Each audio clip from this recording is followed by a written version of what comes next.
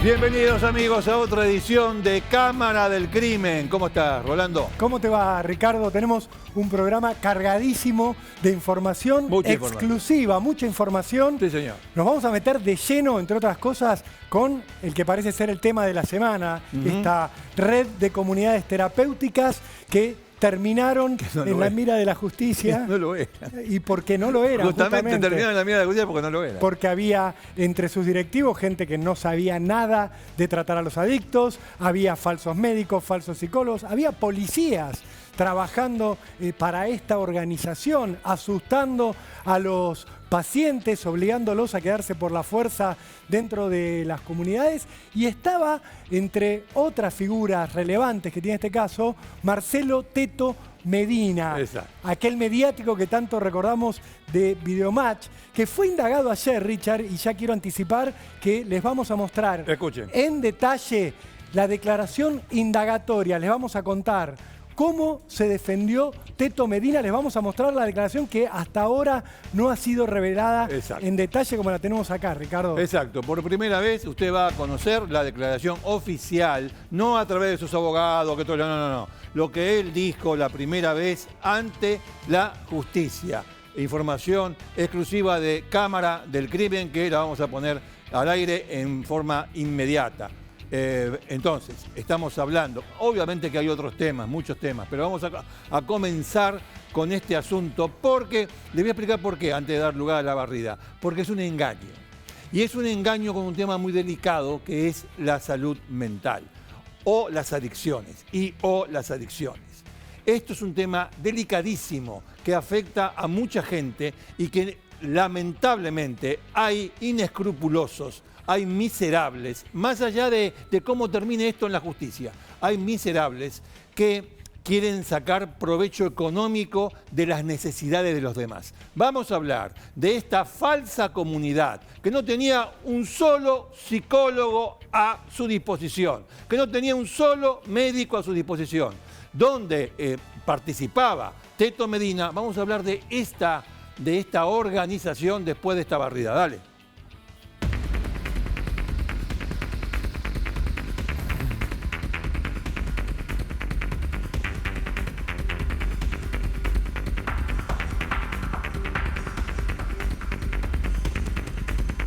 Como lo anticipaste, la declaración de Teto Medina. Sí, porque el Teto Medina está imputado de ser parte de una asociación ilícita que se dedicaba, según la justicia, a reducir a la servidumbre a los pacientes que llegaban a 7 comunidades diferentes, a explotarlos laboralmente para beneficio de esta organización y también a estafar. Esto es el dato clave que remarcaba Ricardo Canaletti. Hay estafas, según la justicia. Hay 17 detenidos que por el momento van a seguir presos, que fueron indagados ayer.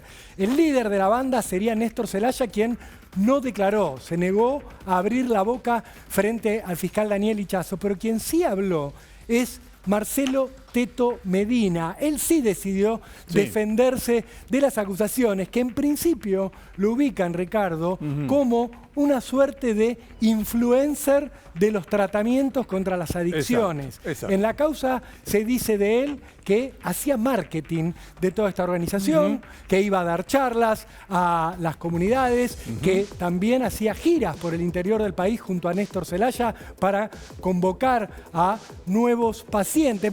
Me sale todo el tiempo pensar en decir clientes, porque cuando escuchen los audios de la causa, van a ver que la organización los pensaba como clientes, no como pacientes. Y ellos, por supuesto, eran pacientes. Es que esta gente es trucha. Las personas que caían engañadas, y hay muchas que no se creen engañados, que esa es la eficacia de la trampa. Que el que cae en la trampa crea que no cayó en la trampa, pero en realidad cayó en la trampa. ¿Saben por qué? Porque acá no hubo ningún tratamiento. Mire, le voy a decir una cosa. Que yo haya sufrido determinada enfermedad, cualquier enfermedad, el COVID, por ejemplo, a mí no me hace experto en COVID, A mí no me da ningún título ni ninguna habilidad como para tratar a otro enfermo de COVID. No, a lo sumo sé de qué se habla cuando se habla de COVID.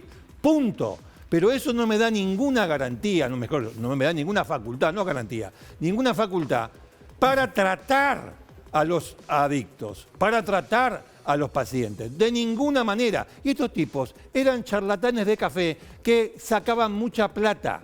Entre ellos, el papel que la justicia, la administración de justicia, como digo siempre, se le asigna en principio hasta ahora, y ya vamos a la declaración de él, a Teto Medina, es, como dijo Rolando al principio, influencer, sí, conocido por todo el mundo. El tipo te dice, bueno, no, esta es una comunidad, hace un verso de café. Y hay gente que, desesperada, se lo cree ese verso. Y a lo mejor, alguno sabe que a alguno le puede resultar. Pero esas son cosas que tienen que evaluar gente que está preparada para eso. Psicólogos, psiquiatras, profesionales. No tipos que van al café. O, yo insisto con el tema del café, porque en el café están todos los sabios, ¿vio?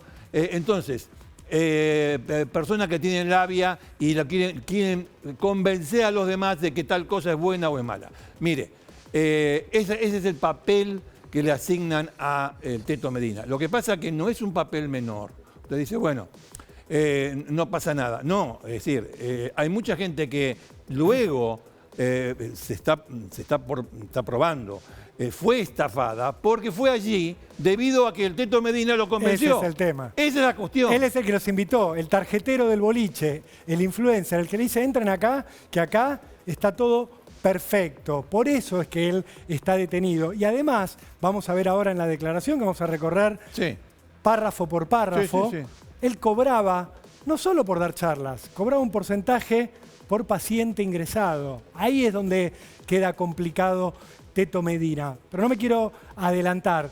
Richard, vamos a empezar a recorrer el texto de esta indagatoria que prestó durante 2 horas ayer Teto Medina, acompañado por Adrián Tenca, su abogado defensor. Bueno, acá está. Fíjate, Richard, en el comienzo, lo que trata de hacer Teto Medina es mostrarse como que no solo trabajaba para esta red, para La Razón de Vivir, que es la investigada por la justicia de Quilmes. Lo que él quiere decir es, yo esto lo hago para un montón de comunidades. O sea, realmente soy un influencer de distintas comunidades terapéuticas.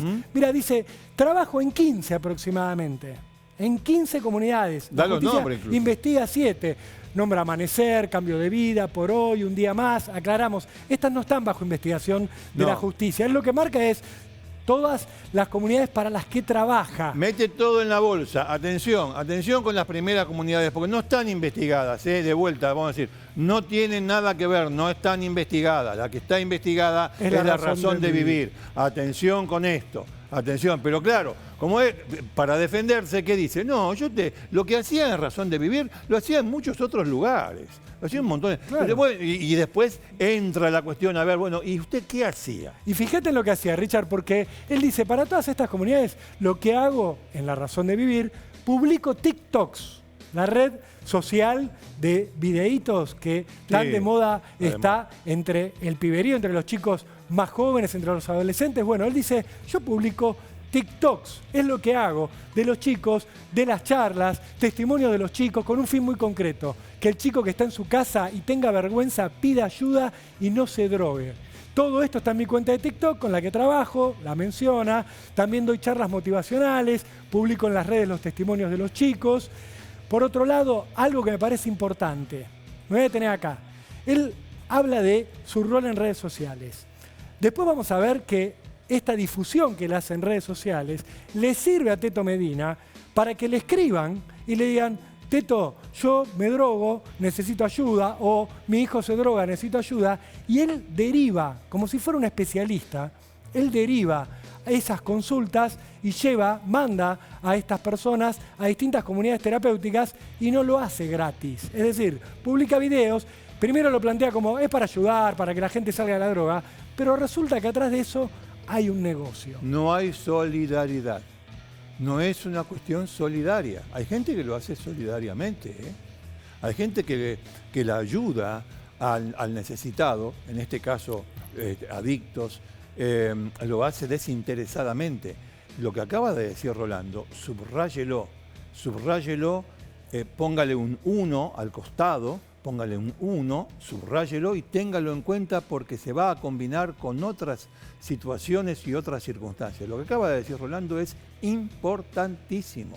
Él por esto cobraba un dinero. O sea, yo sé de personas que también utilizan las redes sociales para ayudar, no necesariamente en el tema de adicciones, en otro, o mejor dicho, en otro tipo de adicciones, no solamente el que tiene que ver con estupefacientes, el alcoholismo, por ejemplo, u otras cuestiones, que lo ayuda y lo hace desinteresadamente, sin cobrar un solo peso, nada. Este no.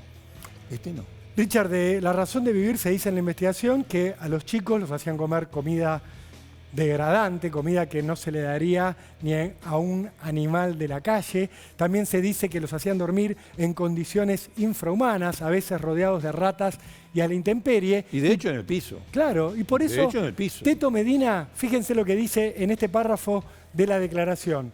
Algo que me parece importante es que yo iba a La razón de vivir solamente los martes de 11 a 5 de la tarde.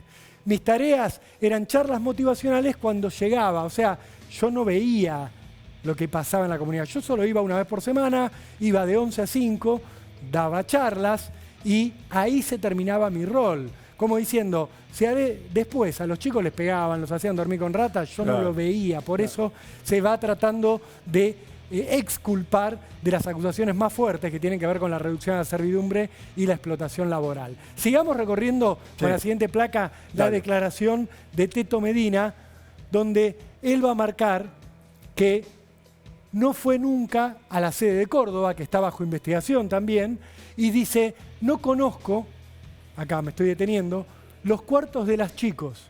No los conozco. Esto que hablábamos con Canaletti de los hacían dormir en el piso, los hacían dormir de a dos en un colchón de una plaza o directamente a la intemperie. Sí. Lo que dice Teto Medina es, no conozco los cuartos de los chicos, nunca me quedé a dormir, siempre me fui a las 5 o 6 de la tarde, como mucho, ¿sí?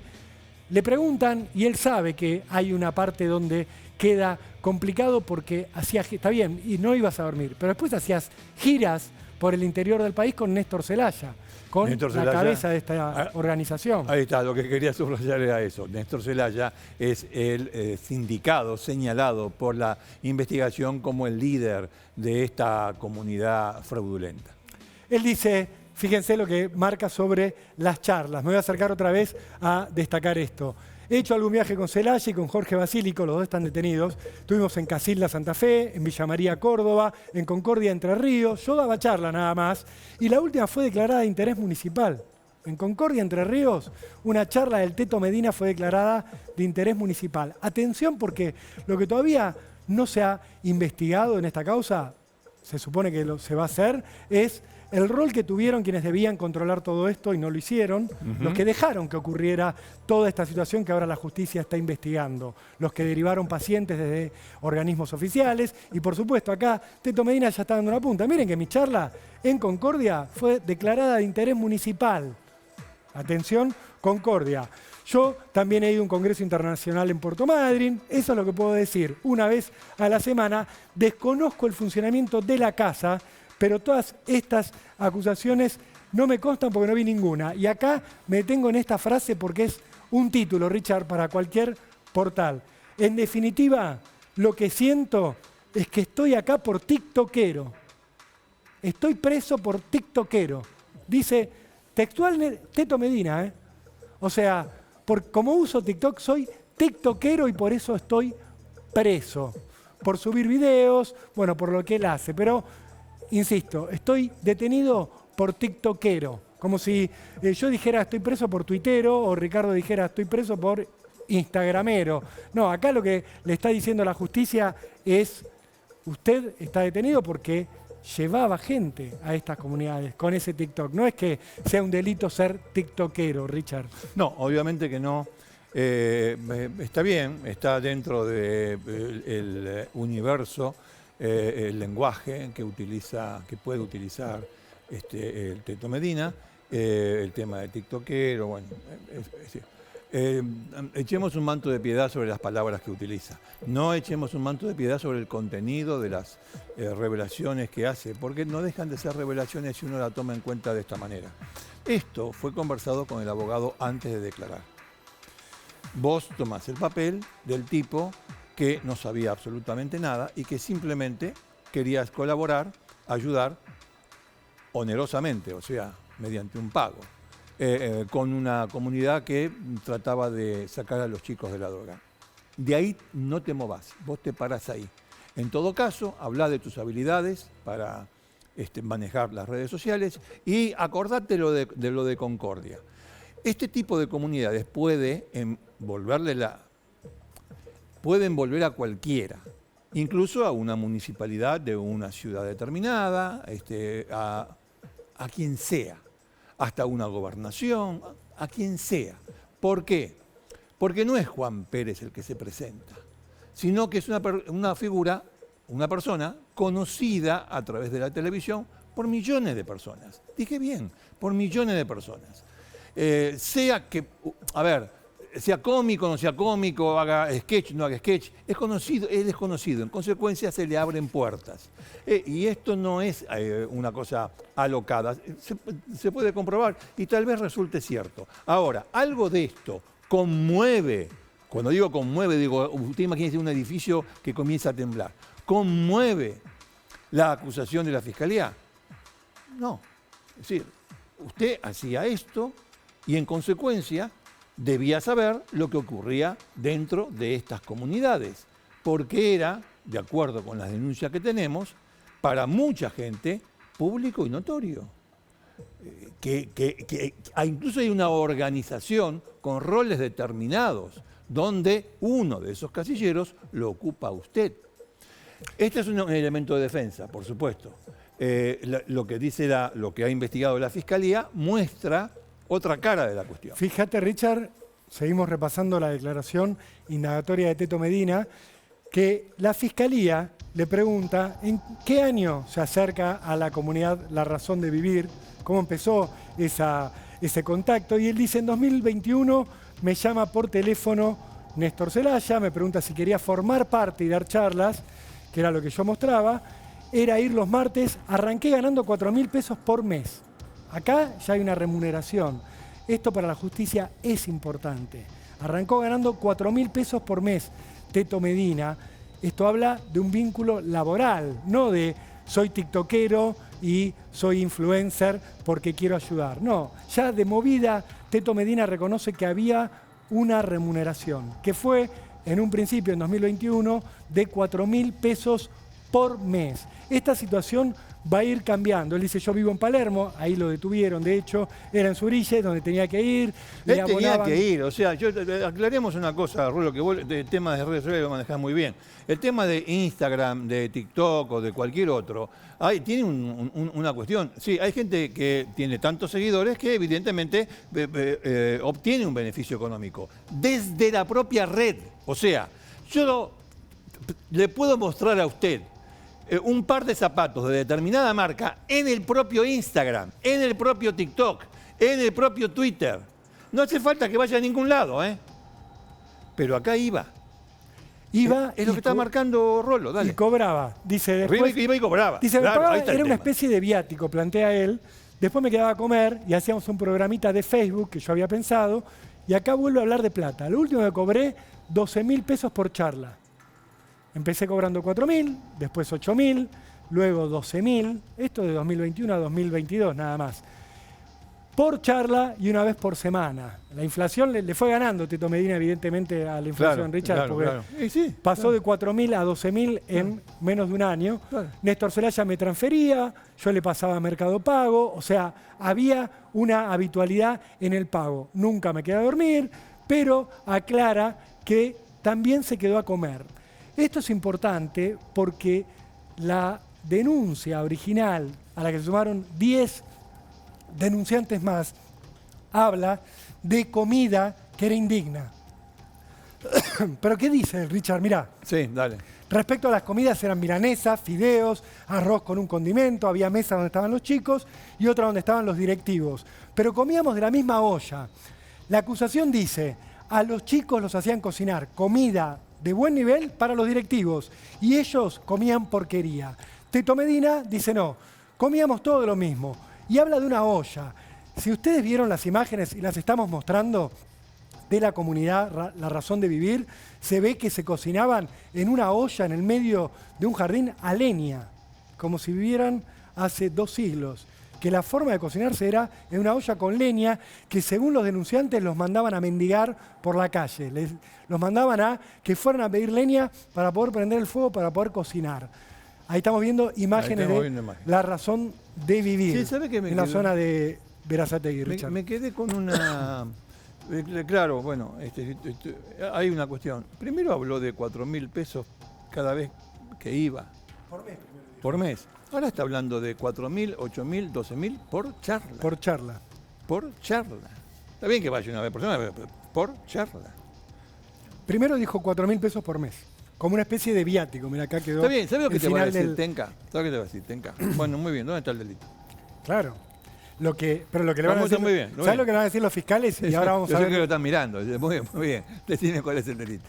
¿Sabes lo que va a decir Tenca seguramente? Es, él cobraba y no sabía lo que hacían en la comunidad terapéutica los otros.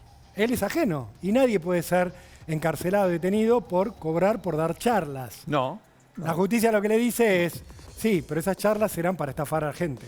O sea, gracias a esas charlas podían estafar a la gente, explotarla laboralmente, reducirla a la servidumbre. Esta es la cuestión. Así va, te digo una cosa, así va a quedar todo el tiempo, entre si sabía o no sabía. Y sí. Así va a quedar la cuestión. Yo iba a dar charlas, estoy pegado con esto, pero yo no sabía qué pasaba. ¿Cómo no va a saber usted qué pasaba frente a todo lo que encontramos? Y encima, con las relaciones y las escuchas que tenemos, que dan cuenta de lo que ocurría en esta comunidad. Era una comunidad. No se puede decir nada más. Era una comunidad. ¿De qué? Bueno, ya va a haber una definición de la justicia, pero a ver, una comunidad que favorecía a los adictos y no, salvo que usted entienda por favorecer, hablarle de su propia adicción. Pero bueno, hay más. Seguimos, sí, porque le pregunta la Fiscalía si Néstor Zelaya, el supuesto jefe de esta asociación ilícita, le manifestaba si se interactúan profesionales en el lugar. Y él dice, sí, estaba el psicólogo Marcelo Mancuello. Marcelo me dijo que era psicólogo. Nunca me mostró nada. Atención. Primero dice, estaba el psicólogo y después dijo, él me dijo que era psicólogo. Los denunciantes dicen, no había psicólogos. No había nada. No los veían nunca los psicólogos a los chicos. Los tiraban ahí y no aparecía nunca ni de casualidad un psicólogo. La justicia está investigando esto y él se aparta un poco de esta situación. Empieza a dar nombres, ¿sí? Y vuelve a insistir con que su única intervención era dar charlas. Pero atención con este punto. En la Fiscalía tienen secuestrados teléfonos celulares de los detenidos. Y se encontraron con que había un grupo de WhatsApp. ¿Vieron como los grupos de WhatsApp? Por ejemplo, acá en Cámara del Crimen tenemos uno de trabajo donde hablamos de los temas que vamos a tratar en la semana. Uno tiene el chat de los padres y las madres del colegio, el chat de amigos, del grupo de amigos para hacer el asado. Los fiscales se encontraron con que había un grupo de WhatsApp titulado Staff. Así se llama el grupo, Staff. ¿Y cuál es el dato acá? Que Teto Medina estaba en el chat, en ese grupo. En el staff. En el grupo titulado Staff. En el grupo de los que dirigían. Este es el tema. Que si estás en el grupo Staff, entonces no ibas solo a cobrar por charla y no ibas solo a hacer TikToks. No era solo tiktokero. Plantea la justicia. Y él va a responder a esto. Le dicen, sí, dice, hay un chat del staff donde yo ponía, llego y me preparaban la reunión. O sea, era toda mi intervención, dice Teto Medina, pero admite que estaba en el chat. Ahí en ese chat estaban Néstor Zelaya, el organizador, el líder, Mancuello, a quien mencionó como me dijo que era psicólogo. Presunto psicólogo, bueno, no sabemos porque él mismo dice que no sabe. Va nombrando a otras personas que están mencionadas en la causa. Eduardo Zelaya es el papá de Néstor Zelaya y es directivo de uno de los centros investigados. Y aparece, miren lo que está señalando Canaletti. Mariano Torquia, ex policía federal. Exonerado de la federal, Mariano Exonerado. Torquia, y ahora estaba manejando uno de los centros, una quinta, uno de los centros terapéuticos, lo manejaba no un psicólogo, no un terapeuta, un policía federal exonerado. Él dice, era un chat de WhatsApp, yo estaba desde hace 6 meses en ese chat, a grosso modo. No recuerdo bien qué pasaba, mandaban cosas, mandaban fotos, y yo solo avisaba cuando llegaba a la comunidad terapéutica para dar la charla. Lo que la justicia tiene es ese grupo de WhatsApp. Y hay que ver de qué se hablaba ahí. Porque tienen, recuerden, 6 meses de escuchas telefónicas y tienen los WhatsApp. Algunas las vamos a repasar ¿Sabe ahora. cuál? Yo estaba pensando, ¿sabe que estaba pensando en una cosa? ¿Qué estrategia distinta hubiese sido? Bueno, obviamente hay una estrategia que es distinta. Si Tito Medina hubiese dicho, estoy sorprendido, nunca pensé que me podían haber estafado de esta manera. La verdad que fui un tonto. Me presté sin saberlo, por supuesto, a que esta manga de tipos le hiciera tal o cual cosa a los chicos. Porque no denuncia uno, denuncian muchos. Es más, el primero que denunció fue un párroco que supo lo que le pasaba a uno de los chicos que termina denunciando. La verdad que estoy sorprendido. Voy a decir todo esto, sí, la verdad lo hubiese encarado desde otro punto de vista. Pero al encararlo así, él se pone junto con los demás, diciendo, yo estoy junto con los demás, pero no sabía nada. Es distinto, puede ser sutil, pero es distinto. Son dos cosas distintas, dos estrategias distintas. Si vos realmente querés despegarte, en lugar de decir esto, que en realidad te sigue, va a seguir detenido, él y los demás. Pero más allá de las detenciones, va a seguir ligado a la causa, aunque lo escarcelen. Lo importante es, yo me despego moralmente de esta gente. No tengo nada que ver con esta gente. La verdad, si lo pienso bien, señor fiscal, soy uno de los engañados. A mí me engañaron. Sin embargo, no dice eso. Dice todo lo contrario. Él está dentro de la organización y dice, sí, yo hacíamos todo esto porque hacían todo esto. Hacíamos todo esto, siempre da por supuesto, sin mencionarlo, que lo que hacían estaba bien. Cuando lo que obtuvo la justicia es que lo que hacían en estas comunidades, entre comillas, estaba mal. ¿Se entiende? Hay dos maneras de pararse. Es sutil la diferencia, pero él eligió la que normalmente eligen los tipos que están sospechados. Sigue estando sospechado. Richard, en esta parte se mete Teto Medina con cómo él acercaba pacientes a estas comunidades terapéuticas. Y acá es, como les decíamos, donde también puede estar complicado Teto Medina, donde pasa de influencer a hacer aparentemente un negocio de acercar pacientes. Dice, nunca los chicos me dijeron que los maltrataban o que les pegaban. ¿Sí? Nada que ver, nada con lo que me leyeron ustedes en la acusación. Yo al ser tan mediático, me contacta todo el mundo, dice Teto Medina. Me ponen en mis redes que hay personas que se drogan y necesitan ayuda. Yo derivo a Cedronar, ojo con esto va a haber que investigarlo. Cedronar es un organismo oficial, es la Secretaría de Lucha contra la Adicción a las Drogas. Que ya dijo que no estaba habilitado este centro. O sea, acá o a alguien se le escapó la tortuga, como diría el finado Maradona. A alguien se le escapó la tortuga. El Cedronar ya dijo en un comunicado, Cedronar tiene una actuación lamentable en este y en muchos casos. Pero vamos a esto en concreto. El Cedronar ya dijo públicamente que no estaba autorizado, ellos no tenían conocimiento de esta comunidad de Celaya, la razón de vivir. No tenía ningún conocimiento. O sea, acá se ve que no conocía o no le soplaron al Teto Medina que el Cedronar ya se había despegado de esto, lo cual no significa que no se investigue el papel del Cedronar en toda esta cuestión. En esta y en otras. Él dice, yo derivo a Cedronar, Richard. Yo derivo a Cedronar. Yo derivo al Ministerio de Pero con lo cual de Desarrollo Social. Tiene que tener constancia de la gente que derivó el Teto Medina. Claro. Esto es lo que estamos marcando. Esto es lo que estamos marcando. Yo derivo a Cedronar, dice el Teto Medina. Bueno, también a Razón de Vivir. Yo hablaba con Jorge Basílico, que es supuesto miembro de esta organización, le derivaba a personas para internarse si necesitaban ayuda. Dependiendo del lugar, si era de Varela, lo derivaba con Jorge. Si era de zona norte, a Amanecer o Cambio de Vida, a Cedronar si no podían pagar. A mí me costaba que en las otras comunidades pagaban. No tengo ni idea de cómo gestionaban los pagos. Yo derivo a Jorge. Una vez Néstor me dijo que en la de Córdoba iban a cobrar 60.000 pesos. Como que era algo mejor, que iban a cobrar más. O sea, él tenía conocimiento de que mandaba gente que llegaba a sus redes sociales y que las mandaba a lugares donde le iban a cobrar. Ahora, 30 lucas, 60 lucas. Acá hay la mayoría o mucha gente que recurre a estos lugares. Es gente pobre. Son familias que, la verdad que no tienen para pagar un tratamiento como corresponde, sí, como corresponde quiero decir, con profesionales de verdad. Ahí está, con profesionales de verdad. No tiene dinero.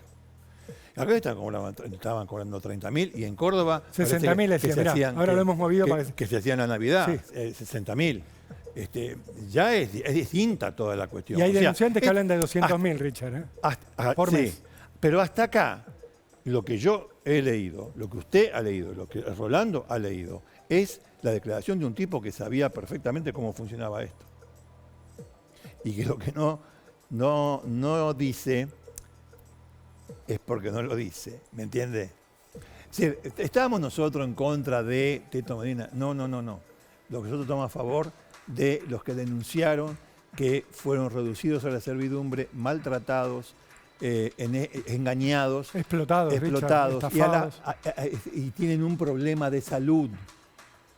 Es gente más que vulnerable, tienen un problema de salud. Ellos y también sus familias que confiaron y ahora se encuentran con un problema enorme porque el 1 o 2 o 3 años que pasaron acá no sirvió de nada.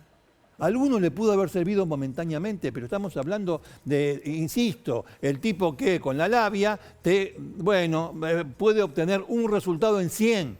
No vale eso. Bueno, dale. Richard, él ya dijo, Teto Medina, que sabía que les cobraban a los pacientes, que él derivaba, él como si fuera una institución de beneficencia.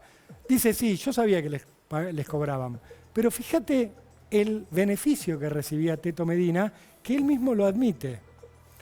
Por cada derivación, yo cobraba 2.500 pesos. Pero agarraba por todos lados. Era como un simbólico. Sí, son 2,5 lucas. Entonces es simbólico. O sea, cobraba porcentaje por paciente que ingresaba. Por eso es que se nos confunde la palabra paciente con cliente. Claro, paciente con cliente. Porque hay alguien que está cobrando un costo de intermediación. Escúcheme. Como si yo voy a la agencia de turismo, Richard, y contrato un viaje y me cobran un porcentaje del medio. Teto Medina cobraba 2.500 pesos por derivar pacientes a una comunidad. Simbólico. Sí, un simbólico de 2.500 pesos. ¿Qué no es simbólico? ¿Cuánta plata no es simbólica? Para esta concepción de las cosas que está marcando Teto Medina, ¿qué no es simbólico? ¿20.500? No, eso no es simbólico. ¿2.500 es simbólico? Es un vueltito. Si es un vueltito, si es simbólico, es un vueltito. ¿Es un vueltito? Lo que pasa es que si es algo simbólico, bueno, escúchame, dinero, Richard. derivó 75. Claro. Hagamos la cuenta, hagan la cuenta. O derivó 150, qué sé yo, no sabemos. Pero seguramente 10 no derivó. Desde el 21 para acá, 10 tipos solamente no derivó. Además me conoce todo el mundo, me llaman de todos lados. Imagínense. O sea, el simbólico, me parece que no es simbólico. Esto, uno usa palabras, por el 2.500 mangos no es nada, qué sé yo. Pero yo derivaba gente. Si derivaste 1.000 personas, ¿cuánta plata es? Si derivaste 2.000 personas, ¿cuánta plata es?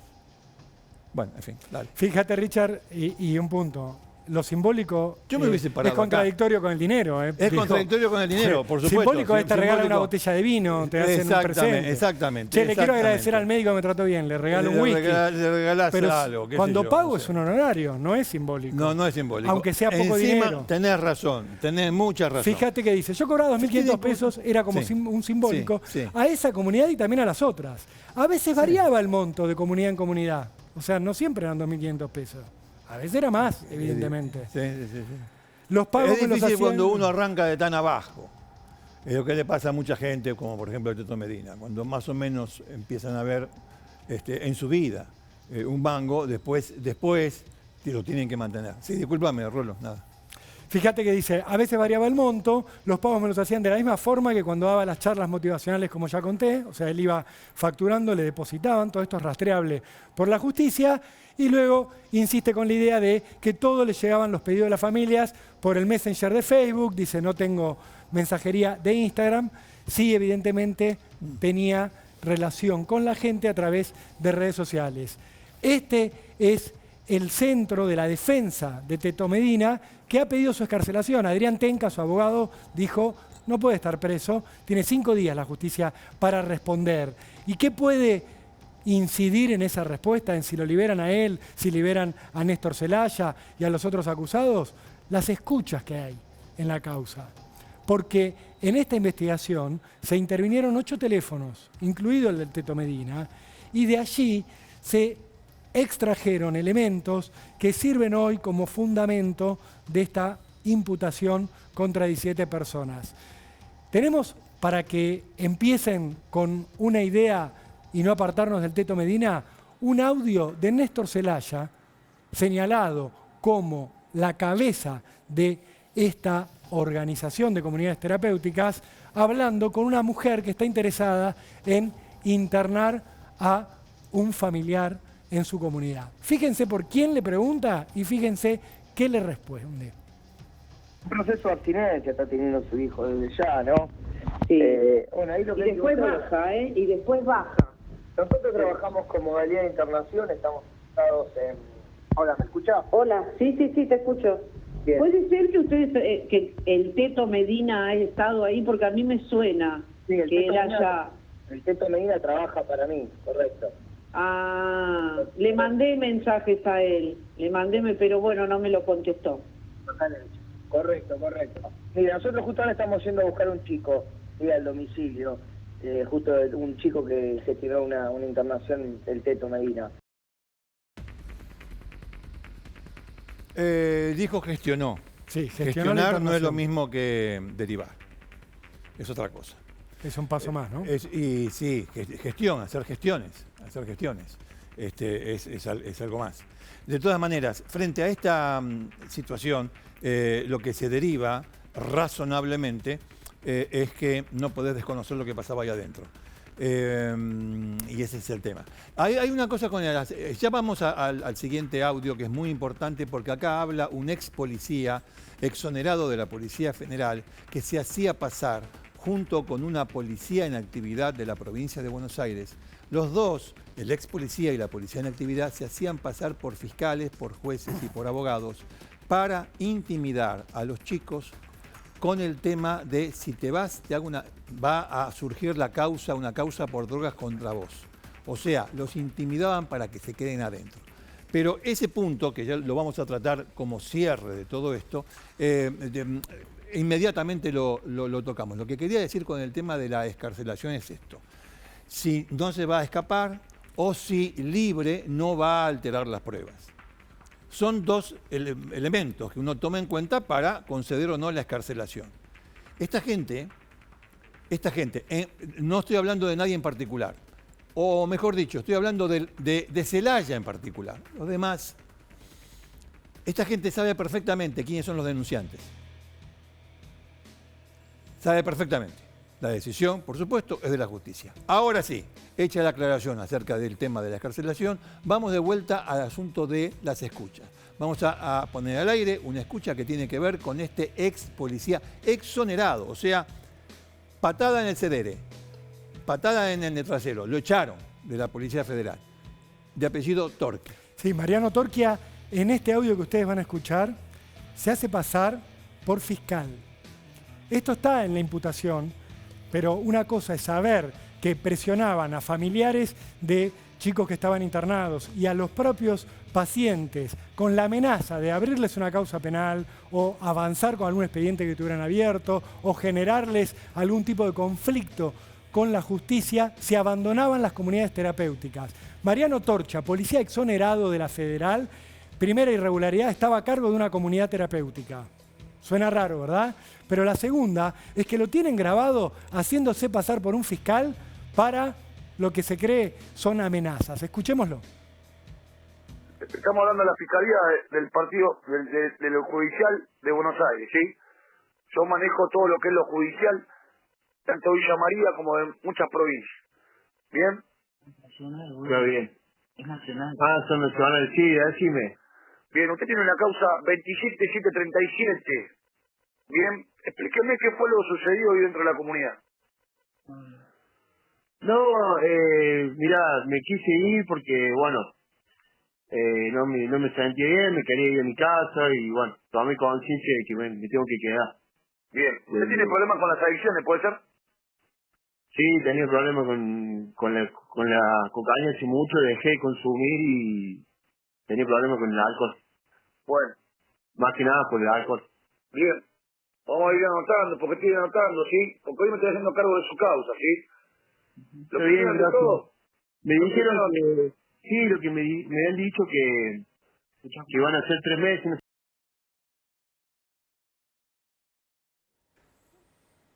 Vamos a ir anotando, le dice, se hace pasar por fiscal de la provincia, de la jurisdicción de la provincia. Es contundente. No, dice del Partido Judicial de Buenos Aires. O sea, como policía habrá sido bastante malo.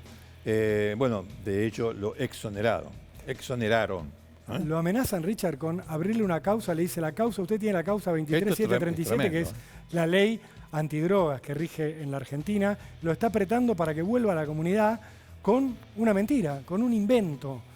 Por eso es que se habla de situaciones tan irregulares alrededor de estas comunidades. Además, por teléfono no se hace, ya la charla es irregular.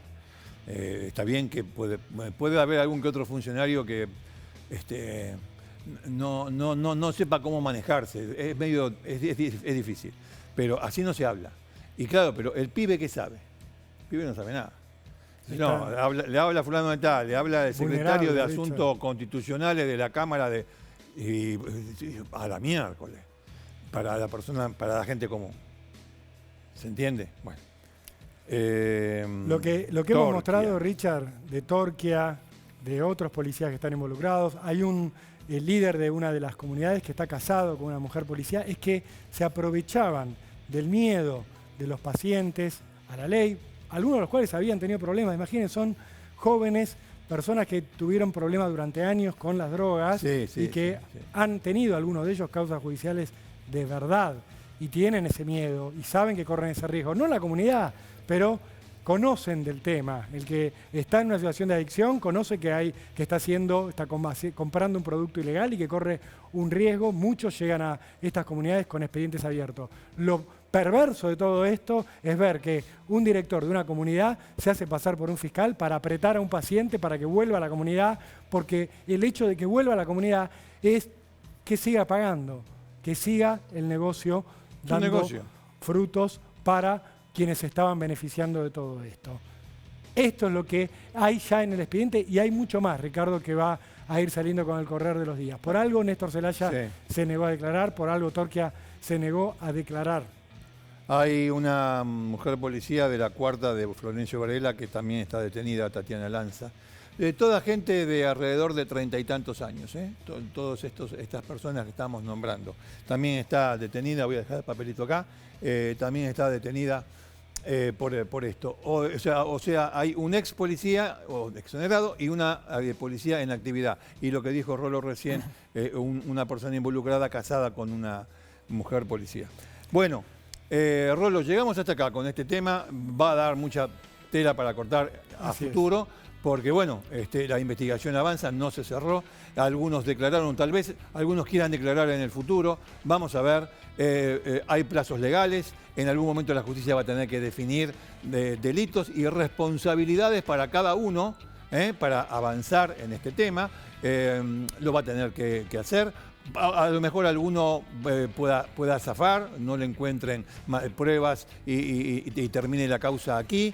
Veremos. Hasta ahora la situación es esta. Lo que nos queda a nosotros es el engaño a las personas vulnerables, en este caso a los pacientes, a los adictos, sea al alcohol o a cualquier otro tipo de psicofármaco, adicción.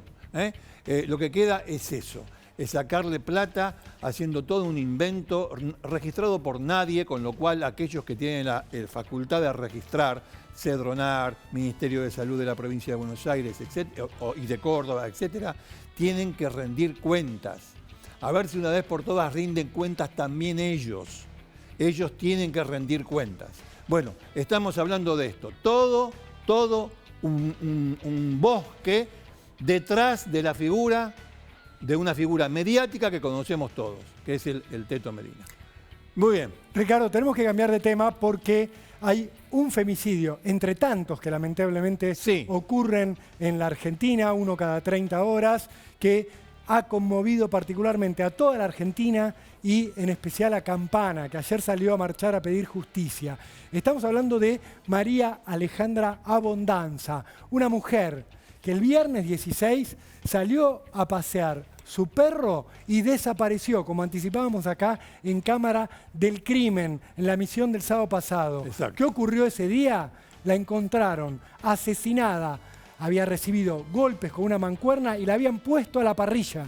Allí encontraron su cuerpo, en una casa donde vivían 3 personas que ahora están presas. El principal acusado, Agustín Chiminelli, que tiene 24 años, su papá Carlos y su mamá Liliana. La sospecha de la justicia hasta este momento es que los 3 participaron de este femicidio escalofriante que tiene una serie de detalles que vamos a revelar hoy con una entrevista que realmente ponen más horror sobre el horror, Ricardo. Exactamente. Lo que hizo esta chica fue salir a pasear el perro. Fue a tocar la puerta de la casa equivocada. Terminó como le acaba de decir Rolando. Todos los detalles después de la barrida.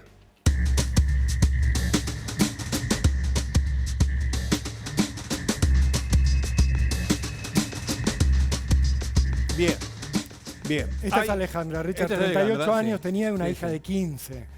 Exactamente. Desaparece viernes 5 de la tarde. Había tenido una pareja, estaba en pareja actualmente, y fue el viernes, nosotros dimos la noticia, la dimos el sábado mientras estaba... Sí, nos llegó la información mientras estábamos desarrollando el programa del sábado pasado. Pero comenzó a las 5:30 de la tarde del viernes esta historia, cuando ella sale a pasear con su perro. En la misma cuadra, el tema es, en la misma cuadra va a una puerta determinada, que es la puerta de la casa de quien después resultaría ser el principal acusado de un delito. Sí, amarillo. No, mire, qué amarillo. Esto es negro lo que ocurrió en este caso, de quien después resultaría acusado y detenido junto con sus padres. La gran cuestión es, a grosso modo, ya lo vamos a ir delimitando o explicando más en detalle, es, ¿comenzó él y los padres sabían y se callaron? ¿Comenzó y terminó él y los padres se enteraron después? ¿Comenzó él y los padres de alguna manera participaron? Ojo, los padres por el encubrimiento, de acuerdo con la ley, no son penados por el encubrimiento, pero no por participar. Ahí está la gran diferencia, Richard. Ahí está el punto. Alejandra entró 5:30 de la tarde a la casa de su vecino Agustín Chiminelli. Mientras la estaban buscando por su desaparición, porque nunca salió de esa propiedad, ahí está el momento en el que entra, una vecina justamente advierte esta imagen en las cámaras de su casa. La ve a Alejandra con su perrito, ven que va atrás, un perrito Pug, Pochito, que va a llegar hasta la casa de su vecino, de Agustín Chiminelli, de 24 años, se va a saludar con este joven de manera amigable, ahí lo ven, y va a ingresar a la propiedad. Se dan un beso y ella entra, con el perro, obviamente. Le digo con el perro, obviamente, no por una tontería, por una ocurrencia. Porque el tema del perro después resultaría, no digo clave, pero un elemento más en contra de este tipo. Así es, Richard, porque Alejandra nunca más va a salir de ese lugar. Se sabe que a las 6:20, esto es 5:30 de la tarde, minutos sí. antes. Sí. 6:20 Sí. va a entrar al lugar, a la misma casa, el padre de Agustín Chiminelli, Carlos. Y a las Repetime la hora de que entra el padre. 18:20, menos de una hora 18:20. después que Alejandra ingresara. 18, o sea, ella entra 17:27, para ser exactos. Es esta imagen. 17:27. El padre de Chiminelli entra a las 18:20. 18:20. Casi una hora después. 18:20. El padre. 19:20 Una hora después. va a entrar la madre, Liliana, la mamá de Agustín Chiminelli. Estamos hablando de 2 horas desde que entró ella. Ahí estamos entran viendo las dos. la familia completa. Estamos viendo. Estos 3 son los detenidos que tiene esta causa abierta en el distrito de Campana. Nunca va a salir Alejandra de ese lugar, y quien sí va a salir reiteradas veces es Agustín Chiminelli, ya Sí. llegando a las 11:30 de la noche. Ella había entrado 5:30 a la casa. 6:20 entra el padre, 7:20 entra la madre, y 11:30 Agustín Chiminelli empieza a salir con bolsas de la casa de sus padres. Ahí está, ahí lo ven al sospechoso Sí, caminando. sale con bolsas. 23:34, Richard. Hace una especie de desparramo, porque va a un descampado, pero también deja cosas en la basura, camino a ese descampado. Lo que va a ir tirando Richard son las zapatillas de Alejandra, La ropa. su ropa, La ropa ensangrentada, porque después esto se encuentra después. una mancuerna, una pesa. ¿Vieron las pesas La que pesa, usan para sí, hacer la ejercicio? También cubierta con sangre. Se va a encontrar el collar del perrito. Sí, El collar que tenía el perro, vieron que lo estaba Alejandra paseando con una correa, con su collar. Bueno, eso también fue descartado, según muestran los videos, por Agustín Chiminelli. Y un rato más tarde se va a ver cómo el perro de Alejandra, sin el collar, sale de esta casa y vuelve hacia la de su dueña, donde lo encuentra la familia de Alejandra, y lo encuentra cubierto de sangre al perrito. el perro estaba ensangrentado. El perro sale de la casa, quiere volver a entrar y Chiminelli le cierra la puerta. El perro desorientado, en un primer momento desorientado. Después, ¿qué hace? Hace el camino que conocía. El camino que conocía era yendo hacia la casa de su dueña. Allí es cuando lo encuentran y efectivamente Sangre tenía. tenía sangre. Tenía sangre. Ahí seguimos viendo a Yo Chiminelli. te digo Richard. una cosa, me voy a Ya de adelantar. madrugada, 5:15 son. Sigue saliendo a 5:15. descartar cosas. Esta es la hora también compatible en la cual el perrito se va a ir de la casa donde A eso- habían asesinado a su dueña y va a Sí. volver hacia su hogar, donde lo va a encontrar su hija, donde lo va a encontrar el novio, donde lo va a encontrar el papá de la hija de Alejandra. Lo ven con sangre y ahí ya temen lo peor. A eso de las 4 de la mañana ya lo estaban buscando, Sí. justamente su expareja y demás. Ya la estaba buscando a ella. Este hombre, el autor detenido, sí, como bien dijo Rolando, salió de su casa con las bolsas a las 23:30. Después salió un instante y volvió. Vuelve a salir a las 23:36, 6 minutos después. Después sale a las 0:40. Después sale a las 2:49. Y te hay otra salida más, un poco más adelante, valga la redundancia. Sí, recién la veíamos, Richard. Valga la reiteración. Es importante la entrevista que vamos a tener ahora porque después de que se detectaran todas estas imágenes, Sí. van a allanar la casa de Agustín Chiminelli, donde estaban su papá y su mamá también, Sí. y la justicia va a empezar a tomar determinaciones, por ejemplo, detenerlos a los 3. Quien está llevando adelante esta investigación es la fiscal Ana Laura Brizuela, quien se puso al hombro esta causa por femicidio, que viene trabajando juntando pruebas y que está ya mismo en comunicación con Cámara del Crimen. Doctora Brizuela, Ricardo Canaletti, Rolando Barbano, la saludamos desde aquí. Muchas gracias por atendernos. ¿Qué tal? Buenas tardes. No, por favor. Buenas tardes, doctora. Le queríamos empezar preguntando con qué se encontraron cuando allanaron la casa de la familia Chiminelli. ¿Qué fue el cuadro que encontraron ¿Y qué indicios empezaron a encontrar de que allí efectivamente había ocurrido el femicidio de Alejandra? Bueno, en primera instancia, con una imagen tan elocuente como la que ustedes acaban de mostrar de Alejandra ingresando a la vivienda, vamos hacia el frente de la casa, en primera instancia personal policial, y ahí es cuando la progenitora, Liliana Sánchez, comienza con una actitud evasiva y primero nos manda a la casa de la esquina. En la propiedad de ellos no hace esquina propiamente dicha, pero sí tiene salida hacia las dos calles, hacia el frente, que es el que se ve en las imágenes, y por un pasillito hacia a la calle Moreno, que es el lateral.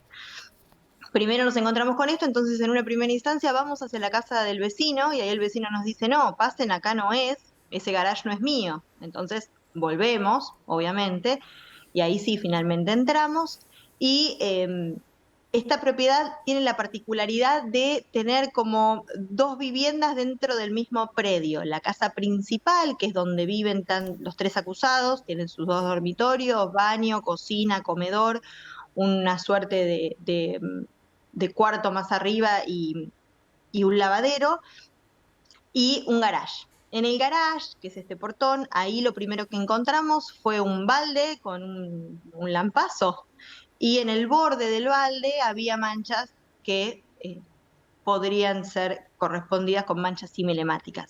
Sangre. Exactamente. Luego de esto encontramos algunas prendas en la habitación de Agustín Ciminelli que también tenían manchas similemáticas. ¿Prendas femeninas o prendas masculinas? No, prendas del acusado, de Agustín Ciminelli, que tenían algunas manchas.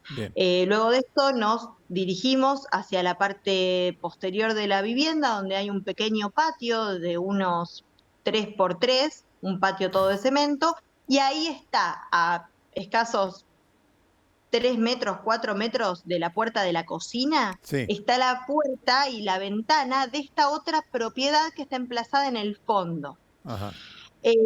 Cuando llegamos ahí le pregunto a la imputada, Liliana Sánchez, le digo, señora, ¿tiene la llave de esta vivienda? No, eso está alquilado. Ajá. Y yo le digo, bueno, ¿quién se lo alquila? No tengo el nombre, y bueno, ahí empezó una serie de actitudes evasivas hasta que finalmente reconoce que no estaba alquilado, que estaba vacío y nos termina entregando las llaves. Cuando me acerco hacia la puerta, nos acercamos con personal policial, vemos en el marco de la puerta, estaba recubierto por tarquini, este elemento de material, y vemos que hay algunas marcas que también se correspondían con manchas de sangre. Y en la puerta, propiamente dicha, había un palmar parcial, es decir, la palma de la mano, parcialmente, sería también marcado evidentemente con sangre. Se notaba que en parte de la puerta lo habían intentado limpiar porque estaba corrido esto. Y ahí es cuando requerimos la presencia de personal de policía científica. Recordemos que, como ustedes bien señalaban, ya habíamos encontrado en un terreno baldío a 1,5 cuadras una bolsa con las prendas de vestir de Alejandra y mucha sangre. Y también hasta el propio perrito de Alejandra había aparecido manchado con sangre. Y requerimos la presencia de policía científica. Cuando ingresa policía científica, ahí es que nos encontramos con una habitación de esta propiedad que estaba vacía.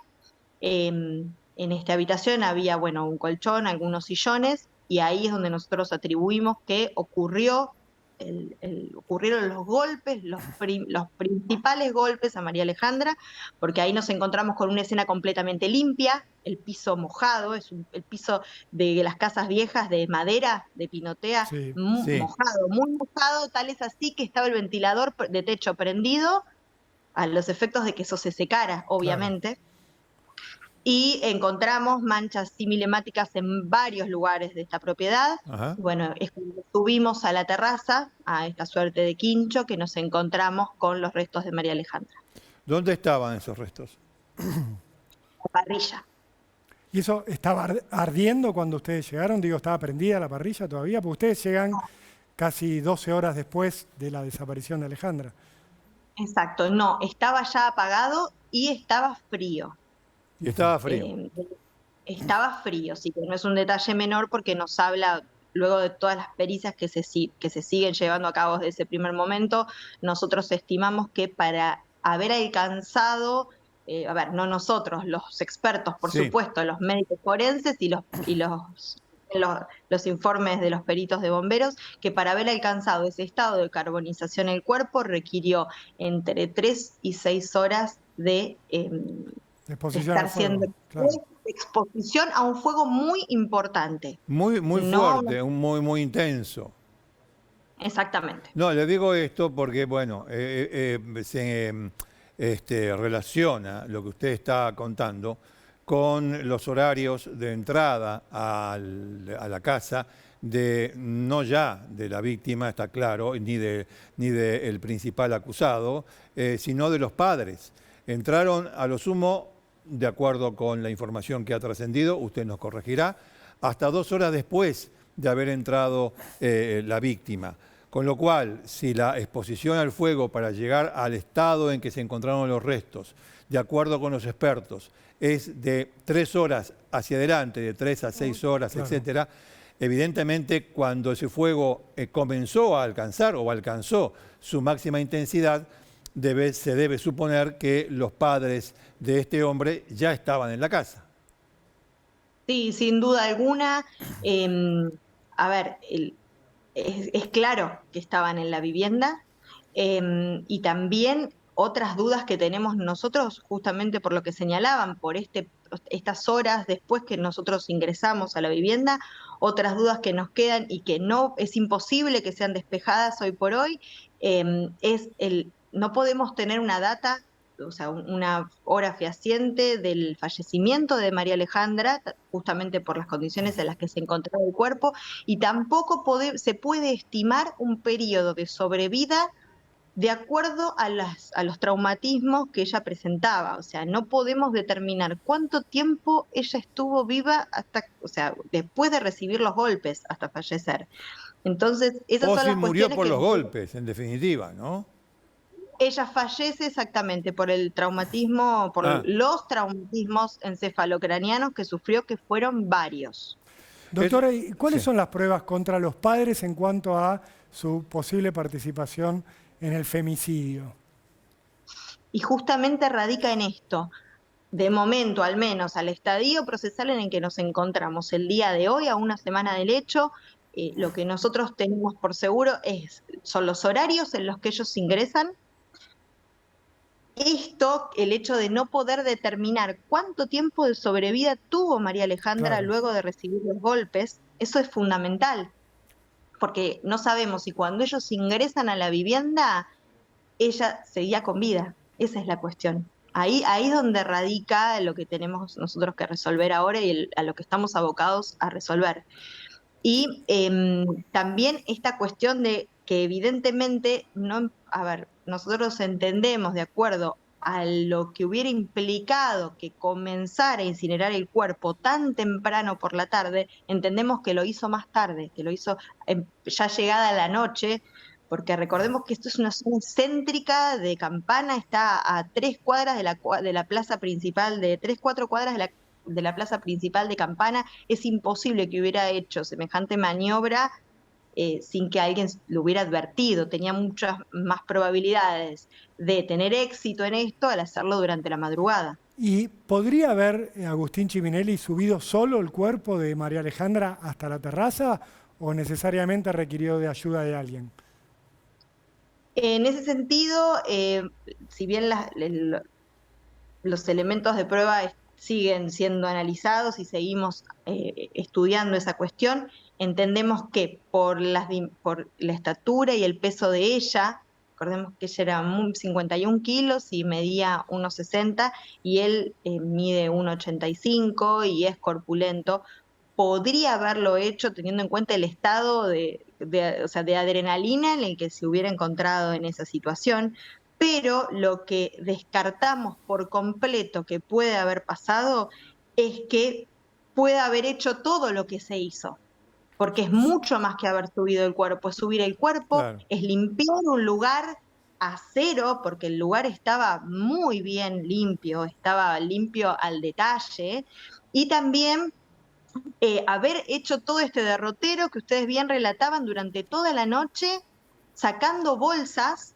también cuidadosamente acomodadas, con elementos de prueba que por suerte pudimos recuperar, Y también, inclusive, lo que mencionaban del perrito, el perrito seguía ahí y él hasta se lo ve pasar con el perrito, con la correa, una vez más, la última vez que él va hasta el campito este donde tiró las prendas de Alejandra y la correa del perrito, se lo ve pasar a él con la correa como paseando el perrito. Ajá. Y no es un detalle menor que la familia de María Alejandra estaba en el barrio, estaba recorriendo y la policía también estaban recorriendo todo el barrio buscándola. Si mal Y el perrito si mal no tenemos la información, hasta le preguntaron a él. no le llegaron a preguntar, pero sí, a las 2 de la mañana, tanto Francisco Sarlinga como Marcelo Capetini, que son la expareja de María Alejandra y quien era su pareja actual, Sí. recorriendo el barrio, lo ven parado en la puerta. Lo ven parado en la puerta. Lo ven con las parado en la mismas- puerta. Está bien, está Lo bien. ven parado en la puerta y los mira y tenía las mismas vestimentas que tenía en las imágenes que se pueden ver en las cámaras de madrugada. Doctora, que quería hacer una consulta con relación al tema más escabroso de esto, que es lo que ustedes encontraron, o sea, un cuerpo humano carbonizado. Usted me dice, o se ha determinado, no es que usted me diga, se ha determinado que la muerte se produce por golpes de mancuerna, por golpes de pesas. ¿Cómo lo determinaron si el cuerpo estaba en ese estado tan quemado, carbonizado? ¿Lo hicieron a través de radiografías? ¿Le han informado al respecto? Sí, sí, sí. Las médicas forenses que intervinieron, que son las dos, que son la titular de morgue y la titular de cuerpo médico del Cuerpo Médico de Policía Científica de Zárate Campana, con la supervisión de sus superiores directos de La Plata, todos acordaron, de acuerdo a la operación de autopsia que realizaron, el foco ígneo no estuvo centrado en la parte de la cabeza del cuerpo. Entonces, Ajá. en ese sentido, tuvimos suerte, o sea, si se puede llamar suerte a algo así, pero tuvimos suerte en el sentido que esa parte estaba más conservada del cuerpo, más protegida del fuego, entonces pudieron efectivamente determinar indubitadamente que esos golpes que recibió María Alejandra en la cabeza, que fueron varios, fueron los que le causaron el fallecimiento. No hay Doctora, ningún... sí, No, dale. es simplemente para seguir con el tema y concluirlo. No hay ninguna manera, no le han informado acerca de ningún procedimiento científico para determinar la data de la muerte. Digo esto porque usted lo planteó como uno de los grandes incógnitas y a la vez inconvenientes para tener el panorama o la reconstrucción del pasado completamente clara. No hay ninguna posibilidad científica hasta el momento, no le han comentado. No, de hecho, justamente por eso mencionaba el hecho de que las dos titulares de lo que es Cuerpo Médico de Policía Científica Zárate Campana, habiendo incluso consultado con sus superiores, todos concluyeron que es imposible determinar la data de la muerte. Lo que sí se pudo determinar fehacientemente es que María Alejandra ya había fallecido cuando fue expuesta al fuego. Y me parece que no es un detalle menor. Por No, supuesto. de ninguna manera. Doctora, una de las grandes incógnitas que tiene el caso es por qué María Alejandra va a la casa de Chiminelli. Si había un conocimiento previo, si él la engañó con alguna excusa temporaria. ¿Qué han logrado determinar hasta ahora? Bueno, en eso también estamos trabajando arduamente porque según todas las personas que conocían a María Alejandra, no era más que un Oleichau, era un vecino. Vivían a escasos 80 metros uno del otro, Alejandra en un edificio de departamentos en la esquina y los imputados en esta vivienda, pero no tenemos determinado qué es lo que pudo haberla llevado a este domicilio. Sí, evidentemente, o sea, hay un conocimiento, ella sabe, o sea, lo tiene que haber conocido por lo que se ve en las imágenes, pero no sabemos cuál es la naturaleza de ese vínculo y estamos trabajando justamente para poder determinarlo. Tenemos el teléfono celular de María Alejandra, el cual se va a someter, ya se sometió en realidad a pericias, como es un teléfono que tiene un nivel de seguridad bastante elevado, de momento no se pudo acceder, pero en el día de ayer nos pusieron a disposición la última tecnología que hay en el país para acceder a este tipo de dispositivos, Bien. así que estimamos que a la brevedad vamos a poder abrirlo y tener más información. Doctora, usted lo volvió a indagar a Agustín Ciminelli en las últimas horas, ya había sido indagado, se negó a declarar. ¿Por qué lo volvió a indagar y qué pasó en ese indagatorio? ¿Usted le imputó hechos nuevos o hay algo relevante alrededor de la causa que tenía que notificarlo? No, lo cierto es que creció mucho el volumen de prueba que se incorporó en la investigación, entonces estimamos que era prudente volver a citarlo, que tomara conocimiento de esta nueva evidencia que se había incorporado para ver si una vez en contacto con la misma era su voluntad en esta segunda oportunidad declarar, recordando que obviamente no tiene ningún tipo de obligación de hacerlo. Doctora, por último, de mi parte le quería comentar esto. ¿Cuál es la calificación provisoria con relación a los padres? Porque sabemos que el encubrimiento del padre, bueno, en fin, la ley no lo castiga. Pero acá podría darse otra cosa. Por eso le pregunto, en principio, si es que hay una calificación provisoria, porque en definitiva están presos, ¿no? Están detenidos. Exacto. La calificación es la misma para los tres como coautores, es la de homicidio agravado por haber sido cometido por un hombre en perjuicio de una mujer mediante violencia de género, esto es decir, femicidio. Claro. Es la misma para los tres porque nuestra legislación prevé que las agravantes sean trasladadas a todos los partícipes del delito. Bien. Por eso es la misma calificación para los tres. Esto no quiere decir que a futuro esto se pueda llegar a modificar, pero de momento esa es la calificación legal que les corresponde. Doctora, sabemos que Agustín Ciminelli tenía denuncias por violencia de género, tenía una en particular de una expareja que le habían puesto una perimetral. ¿Los padres de Agustín Ciminelli sabían de esto? ¿Hablaron de alguna forma de violencia que hubiera ejercido su hijo contra otra mujer o contra ellos mismos en algún momento?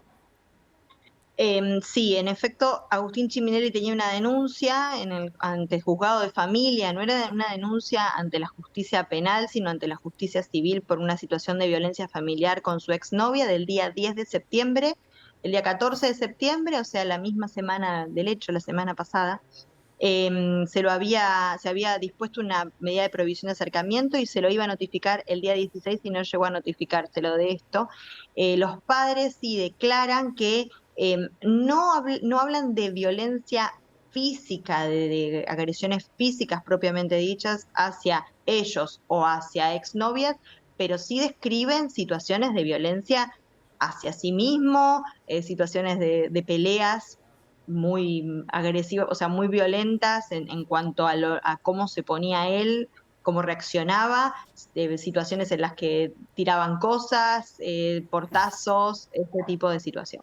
Bien, doctora Ana Laura Brizuela, le agradecemos muchísimo, ha sido muy gentil con Cámara de Crimen y bueno, vamos a seguir este caso obviamente. Muchas gracias por este contacto. Por favor, buenas tardes, hasta luego. Buenas tardes. Bien, bueno, muy bien. Un panorama completo hemos tenido, Richard, sobre el femicidio que, como decíamos al principio, ayer generó una nueva marcha en Campana de los vecinos, de una multitud enorme pidiendo justicia por Alejandra. El gran temor que tienen es que los padres de Agustín Ciminelli queden afuera de la investigación en algún momento porque no se les pueda probar participación en el crimen y queden solo como encubridores, algo que vos anticipabas. La ley no puede castigar. No castiga. El encubrimiento de un padre a su hijo. Pero te voy a decir una cosa, vos viste que una cosa es lo que está en el expediente y otra cosa es la historia. La historia es esta. Nadie va a poder sacarle de la cabeza a nadie que habiendo entrado 2 horas después, los dos padres, y habiendo comenzado el fuego 3 horas después, nadie va a sacarle de la cabeza a nadie, aunque en el expediente no se pueda probar, cosa que no sé, tal vez sí, que no tuvieron participación en este caso. Pero es uno de los femicidios más feroz que hemos relatado o que se ha ocurrido. Todos son crueles, todos son terribles, todos, absolutamente todos. Tiene esa pizca de perversión que es la manera que eligieron, para deshacerse del cuerpo. Porque en esa manera de elegir cómo se deshicieron del cuerpo, ahí van los 3, aunque 2 después no reciban pena. Pero la manera en que eligieron para hacerlo es particularmente sádica, perversa, no sé cómo. Creo que esas son las palabras. Sí, no alcanzan los calificativos, Sí, Richard, porque sí. estaba hablando la doctora Brizuela de un femicidio que empieza en una habitación con golpes y después comienza toda la tarea de limpieza de pruebas. Lavaron todo. Claro. Un lampazo, colchones mojados, sillones mojados, el ventilador prendido para tratar de secar todo antes de que entrara la policía. Sí. La madre desviando a los investigadores diciendo no, vayan a la casa al lado, no, la casa de atrás se la alquilamos a otro. Todo este cuadro habla de una perversidad muy complicada. Por eso, si no hay sanción judicial, de seguro en Campana habrá una sanción social, porque nada de todo esto se puede borrar de la memoria de la gente que ha perdido a Alejandra y se encuentra con que había un grupo de perversos viviendo a metros. En el centro de Campana, a 3 cuadras de la plaza principal. Esto es lo que nos impacta siempre tanto. El asesino viviendo al lado nuestro como si fuera una persona común y corriente. Exacto. Y alojando estos instintos adentro. Bueno, hasta aquí el caso de esta chica María Alejandra Abondanza, de 38 años, que tuvo este terrible final. Vamos a cambiar de tema y vamos a los elegidos de la gente. Sí, Richard, porque la gente elige. Durante la semana les planteamos en Instagram, en Facebook, en Twitter, elijan el caso que quieren que tratemos aquí en el Desarmadero y nosotros escuchamos lo que votan, lo vemos en esta sección de elegir a la gente y actuamos en consecuencia, Ricardo. Bueno, estamos esperando, acá está. Mirá. Bueno, muy bien. El cacique Santocán, que es un estafador en La Pampa, que cuando le toque el turno ya se lo vamos a contar. Tal vez le toca hoy, no sé. El argentino ejecutado en Estados Unidos. Atención. Caso muy poco conocido. Muy poco conocido. No, este señor fue ejecutado, ¿eh? Sí. No es el caso de Saldaña, el cordobés que está detenido en Estados Unidos hace más de 20 años con pena de muerte declarada, establecida, pero que no fue ejecutado. Te quiero comentar algo. Es un caso tan poco recordado. A mí me lo recordó un oyente de la radio que se acercó a la puerta de Radio Mitre y me lo dio en un papel. Me dijo, tomá, esto puede ser interesante para la Cámara del Crimen. Gracias, le dije, le agradezco de acá porque no me dijo ni su nombre. Pero por eso nos volvimos a interesar en ese caso. Y el tercero, Richard. La estafa al Banco Central, que esta ya la habíamos hecho, ¿no? Sí, lo hicimos el sábado pasado. La estafa de los 30 millones de pesos dólares al Banco Central. Veamos. Y hoy quedaron 2. ¿Cuál votó la gente? El cacique fue el argentino ejecutado. El argentino ejecutado en los Estados Unidos. Es un caso que pasó.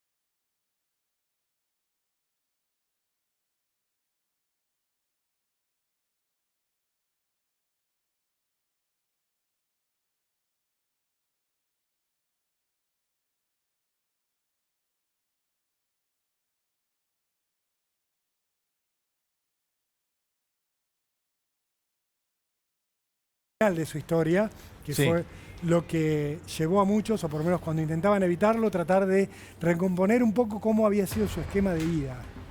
Y se encontraron en esa búsqueda con que Ángel Brer había nacido en una familia numerosa, eran 5 hermanos, tenía un padre alcohólico.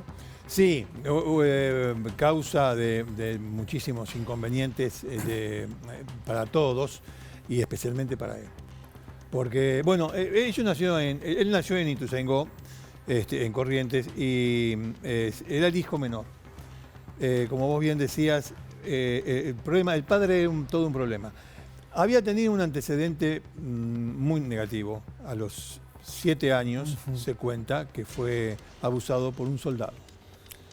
Siempre en Ituzaingó, en Corrientes. En Ituzaingó, en Corrientes. Estamos hablando de Brer en Corrientes, cuando nace. Sí. Cuando se desarrolla su infancia. Una familia conflictiva, un padre alcohólico y violento. Sí. Y, Sí. según se ha reconstruido, Brer de chico sufriendo un abuso por parte de un soldado. Después de eso se mudaron. No inmediatamente después. Ya cuando tenía 13 años, a la familia Brer la encontramos en Paraguay. Se fueron a vivir a Paraguay. Se fueron a vivir a Paraguay. También en algún momento pasó inadvertido esta historia para los medios argentinos, Claro. porque estaba la confusión sobre si era argentino o si era dónde Paraguay. había nacido. Pero No. el comienzo de su historia y el comienzo de su adolescencia es en la Argentina, es en Corrientes.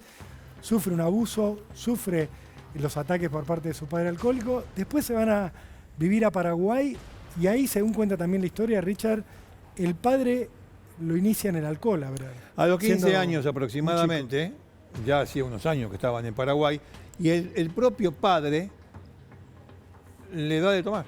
Lo convierte en un adicto al alcohol, en un alcohólico.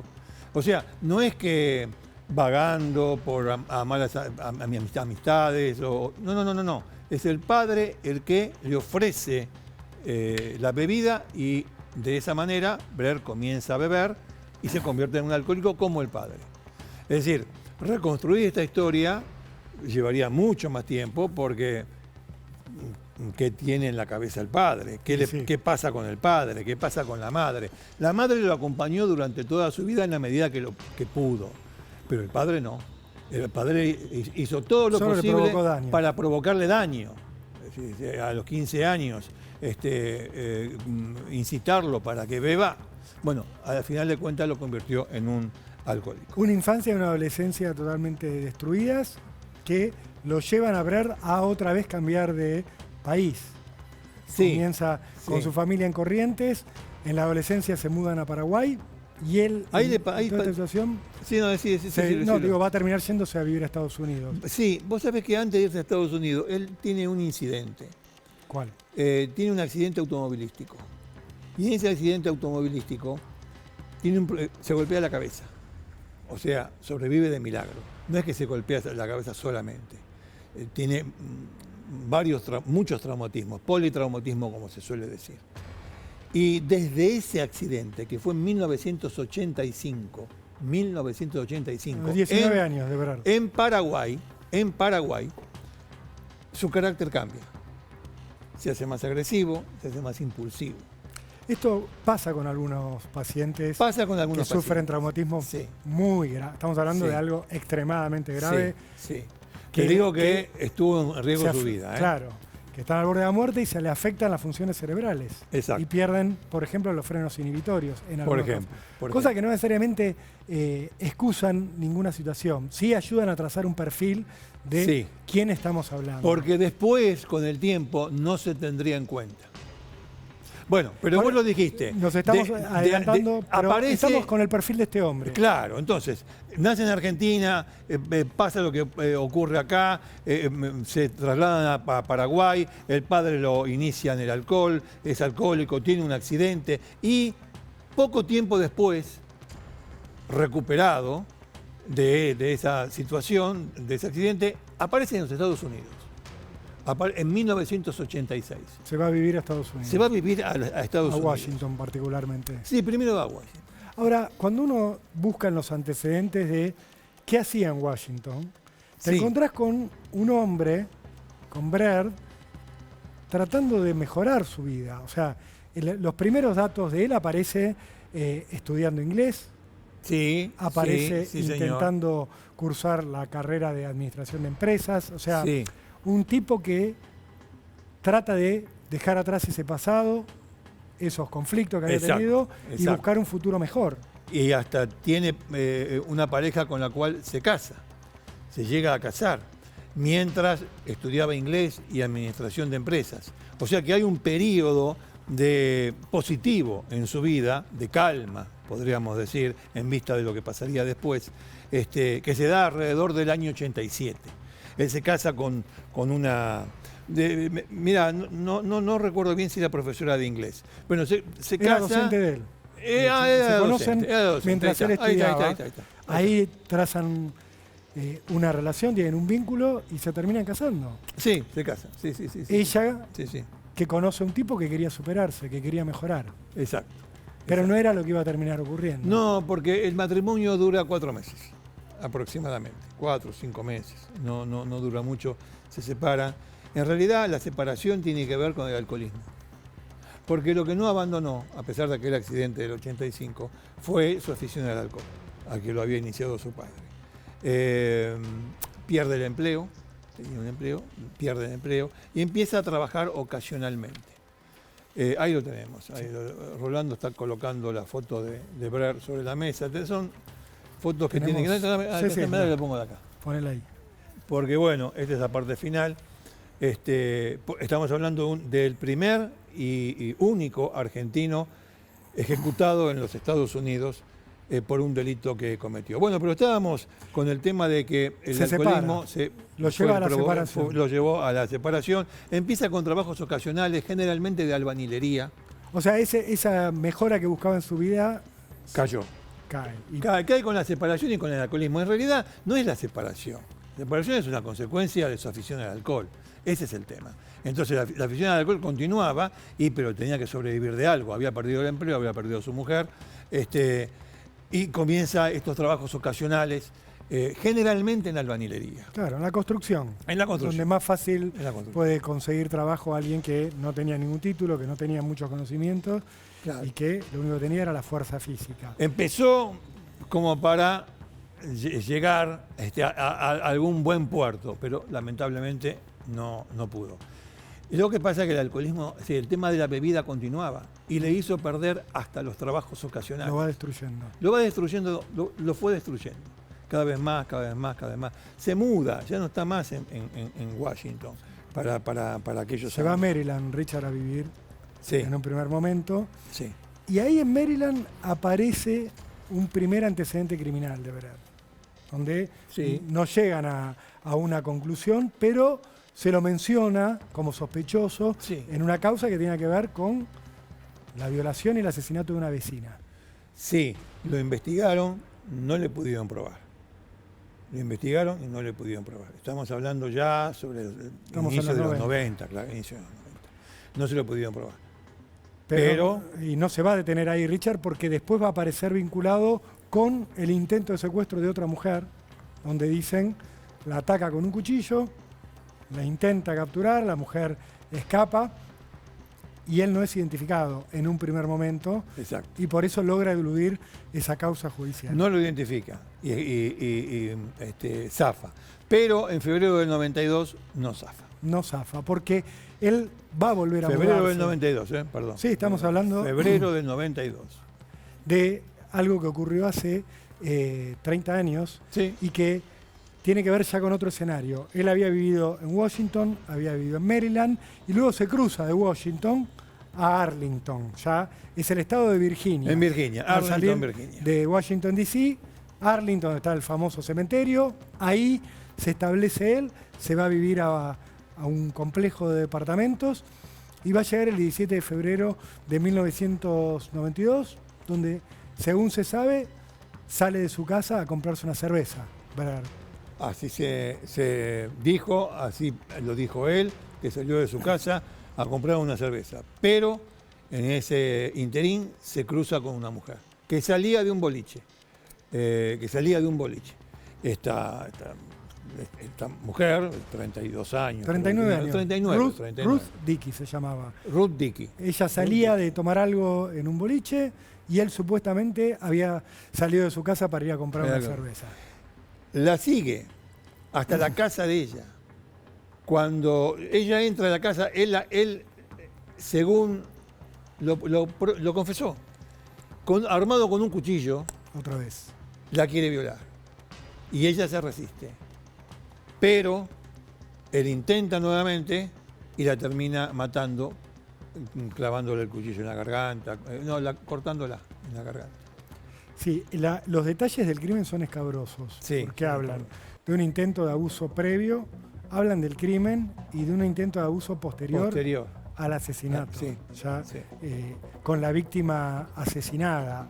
Una escena difícil de digerir, Richard, y que habla también de la brutalidad y la violencia de Ángel Francisco Brer, de este argentino. Vos sabés que no se sabe si ella, esta chica, esta señora, Dicky, estaba muerta o estaba agonizando cuando él vuelve a intentar el abuso sexual. Aberrante. Por Es aberrante por donde se lo mire. Contamos hasta ahora la historia de vida trágica de este hombre, pero esta muchacha sufrió lo peor. Sí, una mujer inocente. Nada que ver con nada. Queda en el lugar equivocado, en el momento equivocado. Porque queda por en la un mira cruce de un perverso que estaba caminando. Un cruce, esos cruces del destino. Sí. Vas caminando por una calle y este tipo se te pone atrás, te persigue, se mete en tu casa. Teniendo antecedentes que no le pudieron probar, pero que vuelve a repetir. O sea, la mecánica de aquello que no le probaron es idéntica a la mecánica de aquello que le probaron. Con lo cual no es inverosímil decir que era la misma persona que también participó del hecho anterior que no se probó. Pero vamos de vuelta a lo de esta chica, esta señora Ruth Dicky. No se sabe si estaba agonizando o si estaba muerta cuando la abusa de ella. Ya le había clavado el cuchillo. Él estaba dentro del cuarto y escapa por una ventana. No lo agarran enseguida. O sea, la policía de Arlington hace todo un trabajo de investigación, etcétera, etcétera, hasta que meses después, 6 meses después, dan con él. Dan con él y lo detienen. Lo logran ubicar y lo detienen. Y ahí es donde empieza la segunda parte de esta historia, que tiene ya que ver con cómo lo juzgaron y cómo lo condenaron. Porque él en un primer momento reconoce lo que hizo. Confiesa. Confiesa todo el hecho. Sí, es verdad, yo el 17 de febrero del 92 salí de mi casa, fui a comprar una cerveza, me la crucé a esta mujer, a Ruth Dicky, la seguí, me la metí en la casa, la asesiné. Pero él va a decir que en realidad le habían hecho un gualicho. Y ahí mete la pata. Que su ex suegro, el papá de la mujer con la que había estado casado, había hecho un maleficio. Sí, un gualicho. Cuando hablamos de gualicho estamos hablando de los términos que tienen más que ver con el origen de Brer que con su vida en Estados Unidos. Claro, en Estados Unidos no lo entendían. Sus abogados le dijeron, el abogado que tenía, no digas gualicho, que ni lo podían pronunciar. No lo digas. No hables de esto porque no hay forma de probarlo científicamente. Ellos, los estadounidenses lo tomaban como una cosa de brujería, como una cosa, un gualicho. Bueno, no lo menciones. ¿Qué hizo Brer? Lo mencionó. Había un tema que es legal. No dieron aviso a ningún consulado. No dieron aviso al consulado paraguayo. De hecho, él era ciudadano paraguayo. Había nacido en la Argentina, pero lo que contamos antes. No le dieron aviso al consulado paraguayo. Pero ¿por qué esto es importante? Porque el consulado paraguayo bien le pudo haber dado asistencia técnica más eficaz de la que tuvo. Claro, una asesoría más interesada en su situación, que hablara su mismo idioma. Exactamente. Y que lo asesorara en sus propias palabras. Exactamente. De cómo planteamos esta defensa. Porque no es que, además hay una cosa, Brer no era un hombre que, a pesar del tiempo que estuvo en Estados Unidos, 3, 4 años, hablara perfectamente el inglés. No. Se la rebuscaba. Es decir, vos fíjate que en su defensa él se declara culpable y dice que toda la culpa es de un gualicho. Y el jurado no sabía para dónde disparar. En todo caso, disparó para el lado que no debía disparar. Me habla de brujería, qué sé yo. Acaba de matar y cometer necrofilia con una mujer. Pero ¿de qué maldición me estás hablando? ¿Qué brujería estás hablando? Eso le jugó en contra. Estamos pensando en una defensa apropiada. Podría haber intentado buscar una imputabilidad, hablar de sus antecedentes cuando era menor, de sus antecedentes de alcoholismo, buscar una forma de atenuar el castigo que se le iba a venir, porque con la postura que estaba tomando era difícil escapar a la pena de muerte. Y vos sabés que otro de los errores, que si hubiese estado en medio de todo esto, o en este juicio, el consulado paraguayo no se hubiese cometido, es que en ningún momento del proceso contra Brer se mencionó el accidente del 85 que le cambió el carácter. Que eso sí era en ningún científico. momento. Eso sí, era una cosa palpable, que era comprobable, que se daba contrainterrogatorio, si vos querés, porque tenías al médico ahí, o si no tenías al médico ahí, tenías el informe que podía haber aportado el consulado paraguayo. Nada de eso hubo, nada de eso hubo. Lo que hubo fue un gualicho. En Estados Unidos. Plantearlo como defensa y aparte, digo, era inaceptable. No, era inaceptable. Está claro que era No. totalmente inaceptable. Lo que estamos diciendo es, erra el curso de la defensa. Tanto lo erra que cuando llega el juicio no se declara culpable. Se declara inocente ya en el juicio. Sí, se declara inocente. Y esto técnicamente Porque en si Estados Unidos es un problema, porque si Sí, vos te declarás sí, culpable bien, de movida, dale, Richard, Dale. vos podés pedir que saquen de la mesa la pena de muerte. Ni siquiera ese asesoramiento. Claro, porque vos decís, soy culpable, pedís clemencia, pedís que no te condenen a muerte, seguramente tendrás una sentencia de por vida, Seguramente. pero no a la ejecución. Al declararte inocente y desafiar al sistema, decirlo bien los estadounidenses, acá estábamos hablando de la jurisdicción en Virginia, vos estás desafiando a que te prueben y bueno, y si yo te lo voy a probar, te voy a dar el máximo castigo. Si yo te pruebo lo que vos negás. lo que vos negás, el castigo es el máximo. Y el tipo dijo, soy inocente porque me hicieron un gualicho. No, pero porque nadie lo asesoró. Nadie lo asesoró. Y los abogados americanos, el uno más. Richard, era tan Además, así. ¿sabes qué? Lo que me da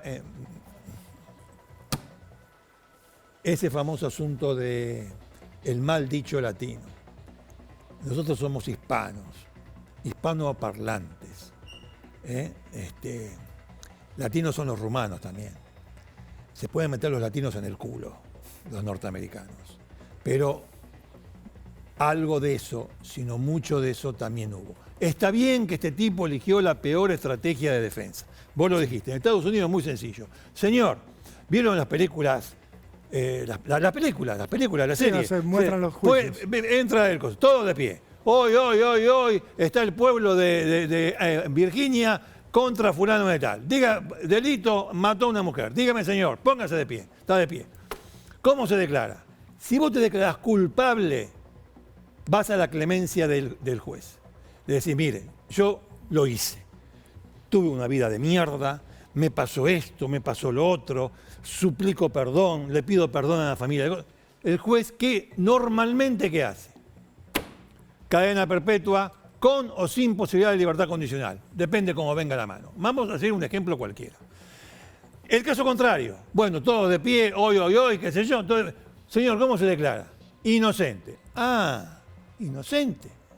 Vamos a juicio y la Fiscalía, el Estado, te va a mostrar las pruebas que tiene en tu contra. Vos las tenés que contrarrestar. Si las podés contrarrestar, te vamos a felicitar y te vamos a dejar libre. Si no la podés contrarrestar, la pena acá en Arlington es la muerte. Eso fue lo que pasó con este hombre.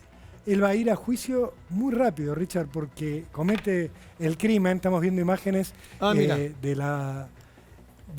las audiencias del juicio contra Ángel Francisco Brer, que son en junio de 1993. El 93, sí señor. El asesinato de Ruth lo había cometido en febrero de 1992. Ya en junio de 1993 le hacen el juicio y como no podía ser de otra manera, le declaran culpable. Digo, no podía ser de otra manera porque estaba claro que él había cometido esto, porque él ya lo había confesado ante los primeros investigadores, siempre con esta excusa del gualicho.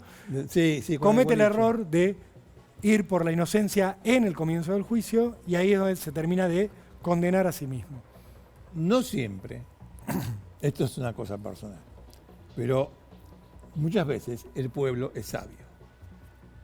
Incluso en este tipo de cuestiones, en las cuestiones criminales, que al pueblo argentino le negaron durante más de 100 años, porque estaba en la Constitución de 1853, en la histórica, pero nuestros señores de saco y corbata pensaron que el pueblo argentino no estaba capacitado para conformar un jurado e impartir justicia. Incluso actualmente hay abogados de nota que descreen del juicio por jurado. Pero al margen de eso, el jurado en este caso, el jurado estadounidense de Arlington, en este caso, cuando salieron y dijeron este tipo es culpable, tardaron horas, poco tiempo.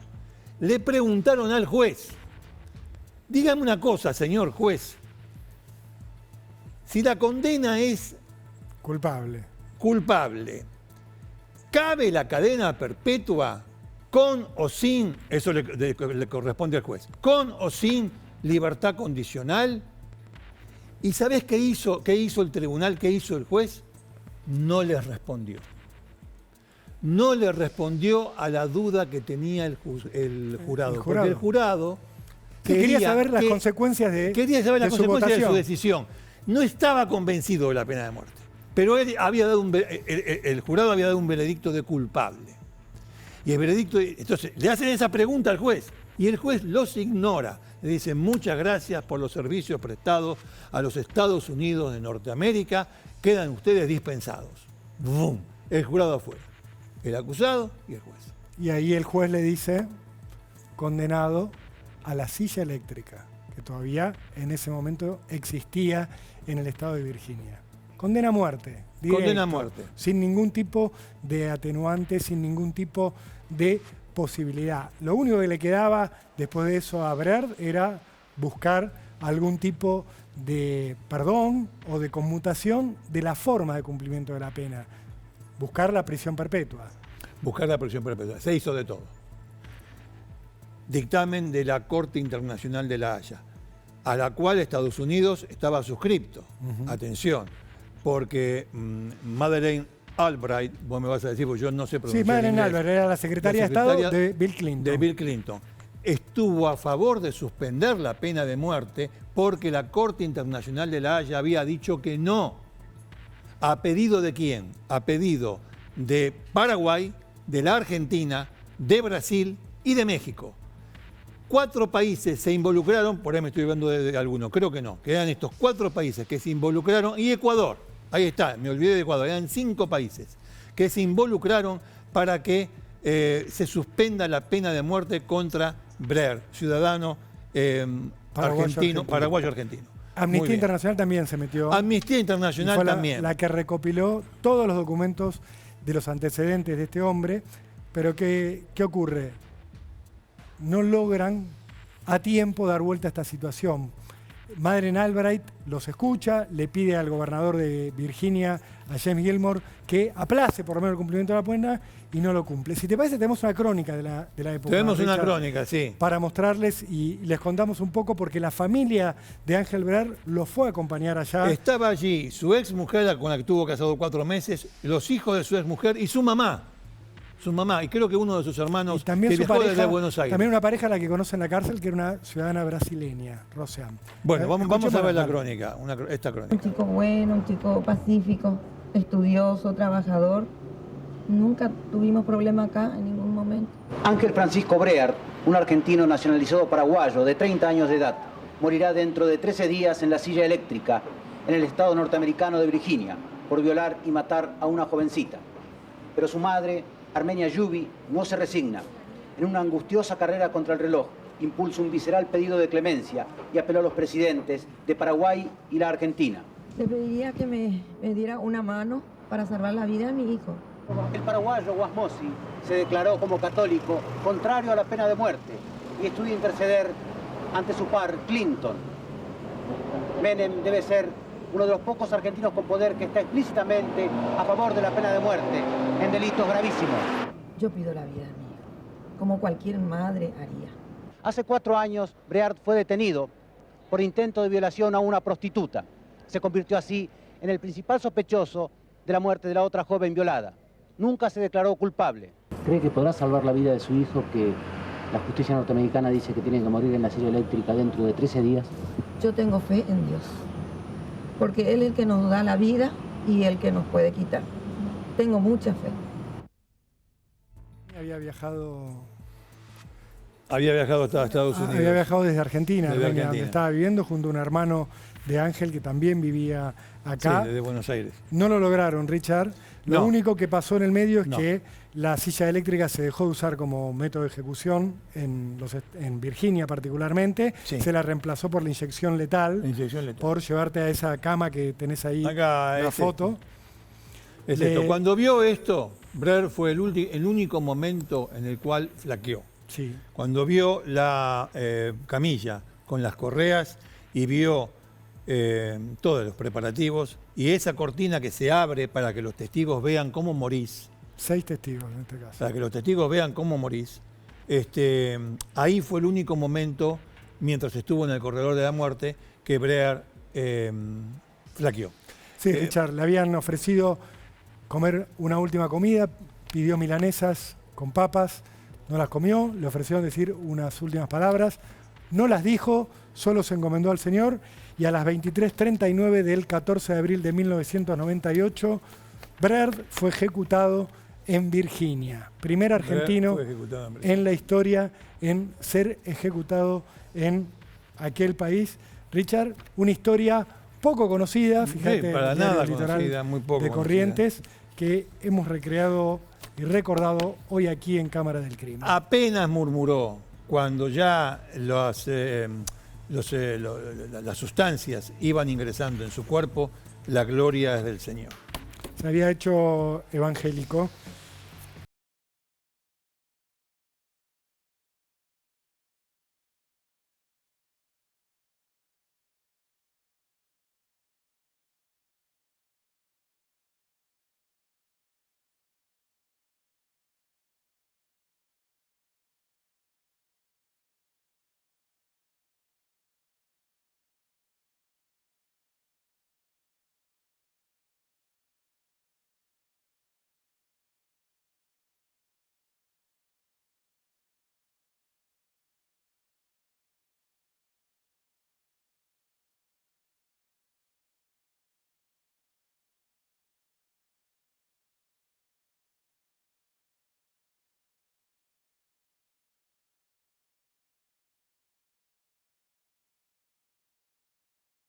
Fantástico.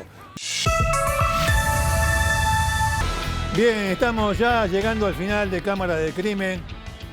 Vamos a referirnos a un tema que no abandonamos, Nunca. que tiene que ver con las muertes de bebés en Córdoba, porque hay novedades.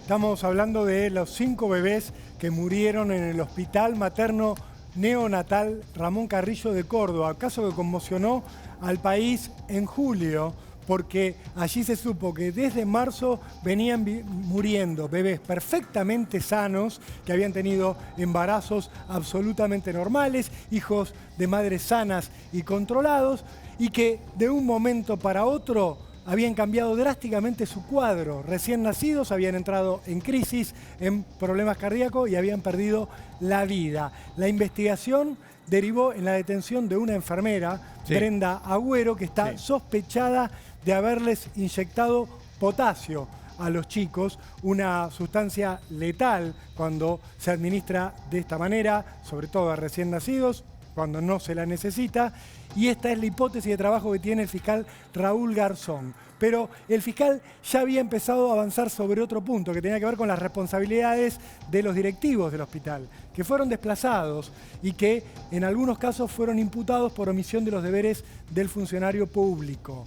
¿Cuál es la sospecha? Que ahora tiene una novedad, Ricardo, que se sabía en el hospital lo que ocurría, que las autoridades médicas sabían que estaban muriendo bebés sanos, sin causa aparente, que otros 8 bebés habían pasado un proceso muy parecido al de los que habían muerto, pero sobrevivieron de milagro, y por eso es que los investigadores decidieron empezar a revisar hasta qué nivel de responsabilidad se sabía esto internamente en el hospital. Claro. E incluso más arriba, Ricardo, ¿Y cómo incluso es en la eso? política. ¿Cómo es esto de que sabían meses antes lo que había ocurrido? Porque esto, para el trascendido, ocurrió mucho después. ¿Cómo es que lo sabían tanto tiempo antes? A ver, la gran duda en Córdoba, ¿de cuántos casos estamos hablando? Porque, es decir, ¿cómo decir? Mala fortuna puede tener cualquiera, ¿sí? Un embarazo se puede complicar. Millones de cosas pueden pasar. Pero ahora todo el mundo tiene dudas. Todo el mundo que sufrió una pérdida en el momento del parto o inmediatamente después, todos tienen dudas. ¿Cómo es que ellos sabían? ¿Es que sabían y no hicieron nada? Tuvo que trascender esto gracias a la prensa para que se diera intervención por una denuncia a la policía empezó. Tuvo que pasar todo eso, pero ¿cómo? El director del hospital ahora está imputado. Sí, Richard. Alejandro Escudero Salama. Sí, es el vicedirector del hospital. La directora ya estaba imputada y la novedad de esta semana es que también imputaron al ministro de Salud. El momento en el que estalló todo el escándalo. Él tuvo que renunciar, Diego Cardoso, cuando se conoció públicamente esto. Lo que ocurrió ahora, ya renunciado, es que lo imputan por omisión de los deberes del funcionario público. Esto lo hizo la justicia. Le está haciendo un cargo penal. Lo que le está diciendo es, usted debió haber hecho otra cosa y no la hizo. ¿Y cuál es el problema, el drama en todo esto? Es que muchos familiares y la sociedad entera en Córdoba sospecha que si alguien hubiera actuado a tiempo, no estaríamos hablando de 5 muertes de bebés. Quizás hablaríamos de 2, de 1, quizás esto se podría haber frenado antes y habría bebés que estarían vivos en este momento. Exacto. Funcionarios y una enfermera. Lo dejamos ahí. Bien, amigos, terminó Cámara de Crimen. Quiero mandar un saludo a todos los maestros y a los chicos del Instituto San Pío X de Mataderos, donde estuve allí para hablar de Edgar Allan Poe. Para los chicos de séptimo grado, estuve allí esta semana, así que les mando un gran saludo, igual que a Gustavo Arce, que cumplió 20 años con Agustino, y a la gente de Palma por la editorial La Murabi, que es espectacular, extraordinaria. Nos tenemos que ir, Richard. Bueno, nos tenemos que ir. Hechos los saludos del caso, ci vediamo fra una settimana, arrivederci.